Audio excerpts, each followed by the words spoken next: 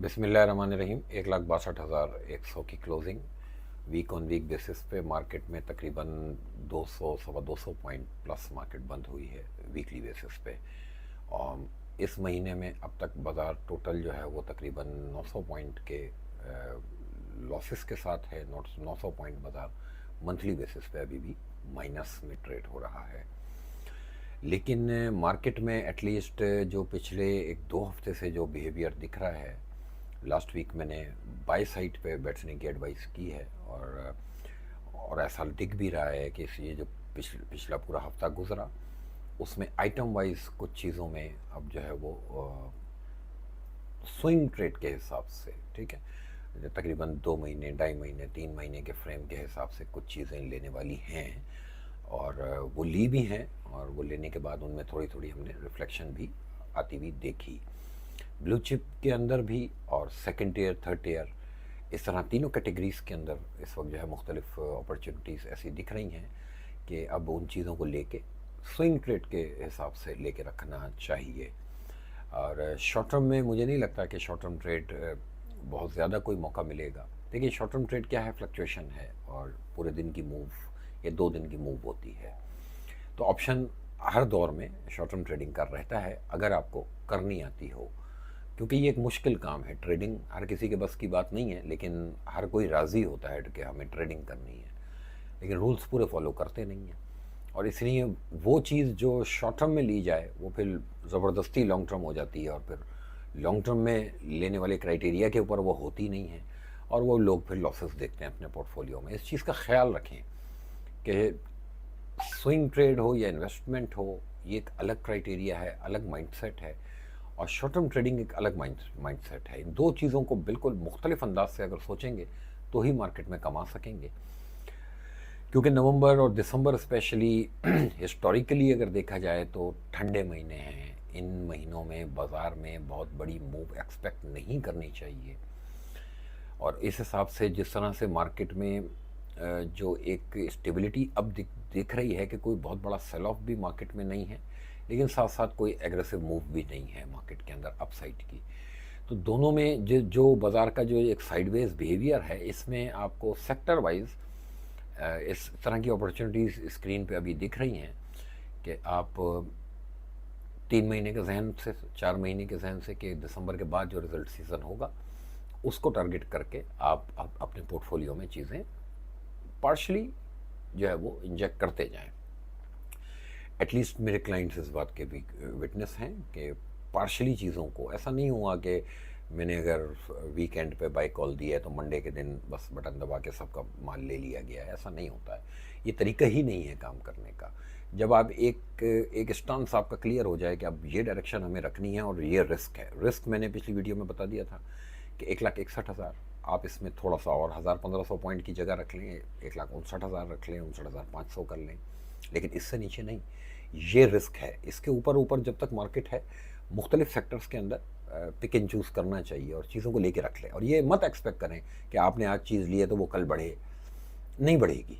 अगर बढ़ जाए तो वेल एंड गुड, वो आप ऊपर बेच लें, वापस नीचे मिल जाएगी। क्योंकि ये टाइम ऐसा है कि अब जैसे दिसंबर आ जाएगा तो और ज़्यादा जो कॉर्पोरेट्स की तरफ से मार्केट में पार्टिसिपेशन और कम हो जाएगा और ये अपनी बुक्स क्लोजिंग की तरफ मामला जाएगा जो ईयर एंड का होता है। इस टाइम पे जो चीज़ ली जाएगी वो एक टाइम, ख़ास टाइम ड्यूरेशन तक आपको होल्ड करनी होगी और फिर वो उसमें एक रिटर्न्स आपको मिलेंगे।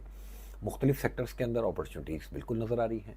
बाई साइड पे बैठना चाहिए और रिस्क जो मैंने आपको बताया कि वैसे 1,61,000 है, आप 1,60,000 कंसीडर कर लें राउंड फिगर में, साइकोलॉजिकल लेवल है। और जब तक इसके ऊपर मार्केट है, बाज़ार में पॉजिटिव रहें।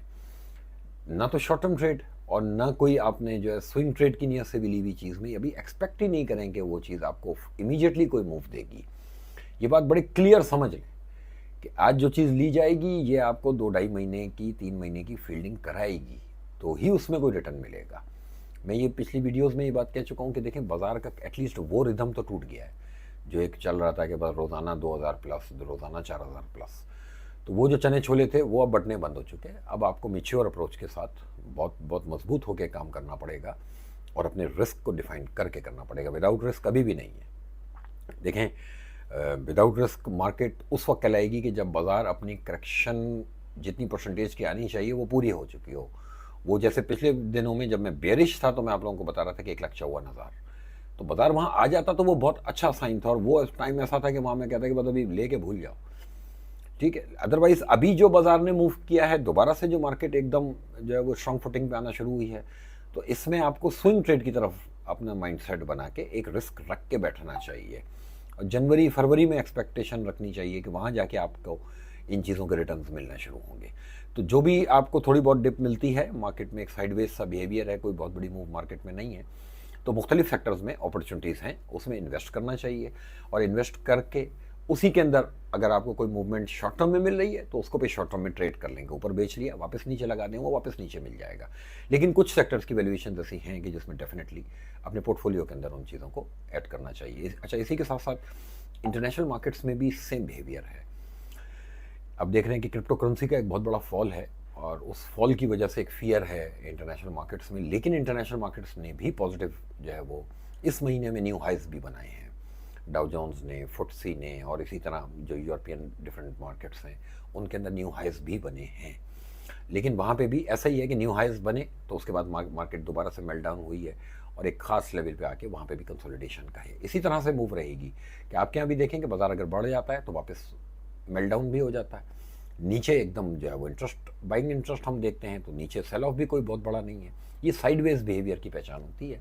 इसी में आपको कुछ अच्छा पोर्टफोलियो बनाने के लिए, स्विंग ट्रेड के लिए सिर्फ पोर्टफोलियो 2-2.5 महीने 3 महीने वाले जहन के साथ इस वक्त अपॉर्चुनिटी आप लोगों को मिलेगी। गोल्ड में अभी मेरे हिसाब से बेयरिश रहना चाहिए, एटलीस्ट भी 15 से 20 दिसंबर तक वेट करना चाहिए। गोल्ड, सिल्वर, इनकी तरफ थोड़ा सा, कमोडिटीज़ की तरफ थोड़ा सा अभी वेट एंड वॉच पे रहना चाहिए। अभी कोई कोई कोई जैसे कहते हैं कि ज़बरदस्ती की ट्रेड निकालनी है, बस बैठना है, काम ही करना है, तो ऐसा मार्केट में कभी भी नहीं किया जाता, ठीक है। ये आपकी एक्सपेक्टेशन है, ये आपकी विश है।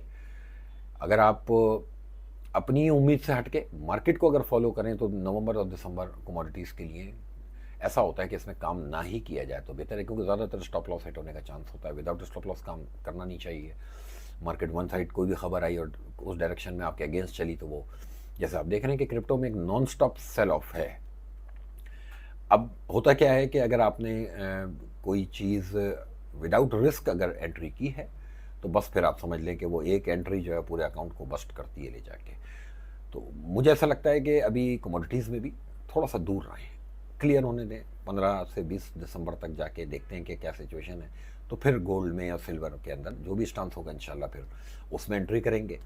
इधर साइड बेयरिश या बुलिश जो भी होगा वो सब डिसाइड होगा, लेकिन अभी फ़िलहाल कमोडिटीज़ से दूर रह के स्टॉक्स में, इंटरनेशनल में भी जो लोग काम करते हैं उसमें उनको बाय ऑन डिप पे रहना चाहिए, चाहे वो यूएस मार्केट हो चाहे वो यूरोपियन मार्केट्स हों।